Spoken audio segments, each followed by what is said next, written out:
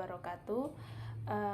Ketemu lagi dengan saya Intan Miftahul Jana, NIM 20086210. Baiklah, pada kali ini saya akan membahas tentang 8 fungsi pendidikan jasmani di sekolah untuk anak. Sebelumnya kita lihat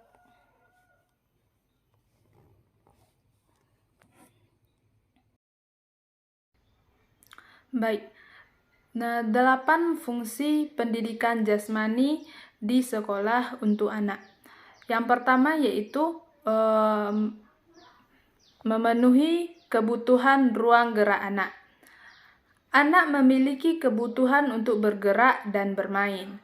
Hal ini memang sudah termasuk dalam karakter anak, yaitu bermain, berlari, bergerak, dan aktif. Terlalu lama duduk di kelas setiap hari tentunya akan membuat anak menjadi bosan, jenuh, sehingga anak tidak fokus terhadap pelajaran yang diberikan oleh gurunya di kelas. Nah, itulah pentingnya pendidikan jasmani bagi anak. Fungsi pendidikan jasmani itu sendiri dapat menjadi penyeimbang kegiatan belajar sekaligus memberikan kesempatan pada anak mengekspresikan dirinya dalam hal gerak. Kemudian, otot dan tulang anak menjadi lebih kuat.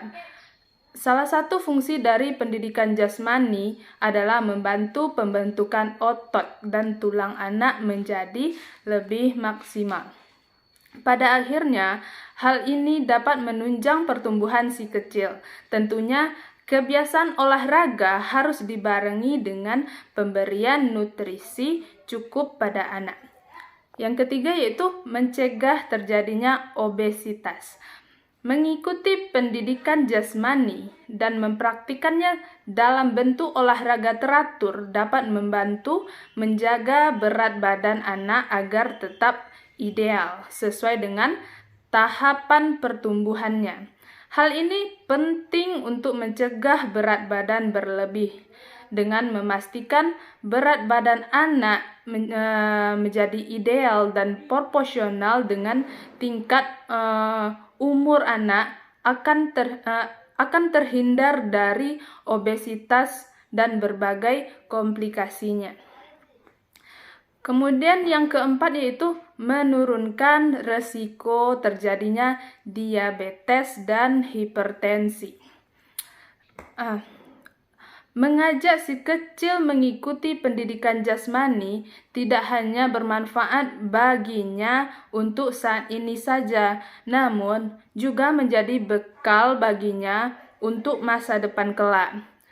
Beberapa penelitian menunjukkan anak yang dididik untuk berolahraga sejak dini memiliki kemampuan yang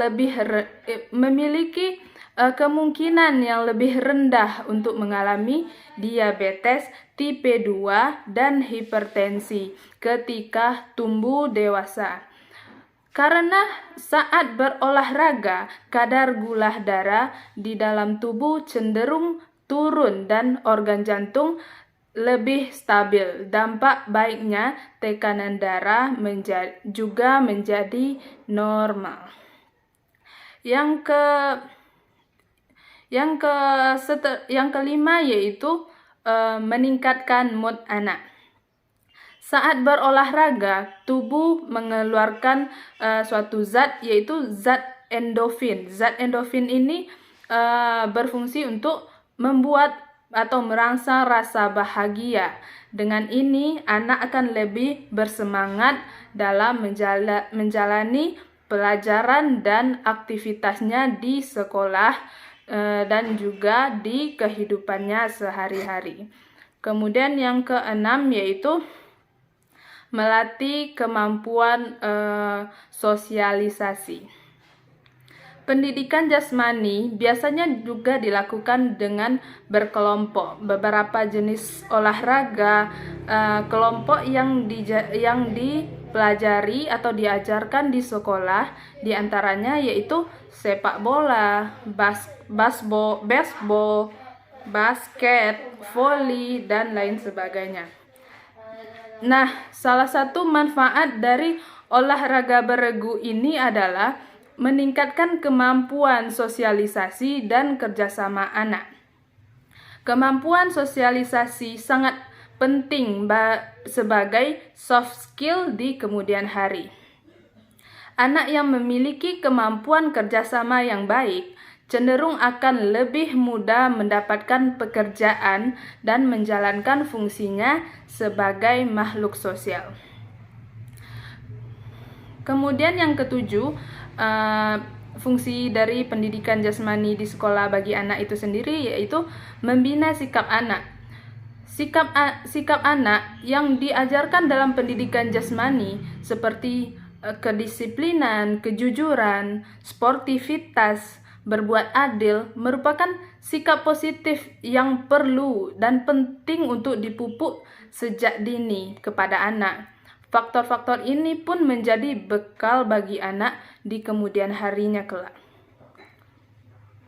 Ya, yang terakhir yaitu mengenalkan potensi diri anak itu sendiri.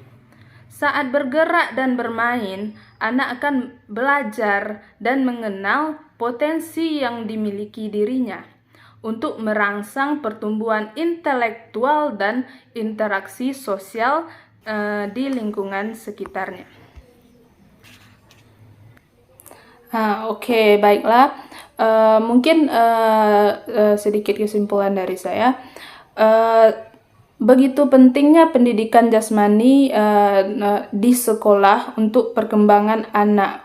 Bukan cuma untuk membentuk jasmani dan rohani yang kuat. Pendidikan jasmani ini juga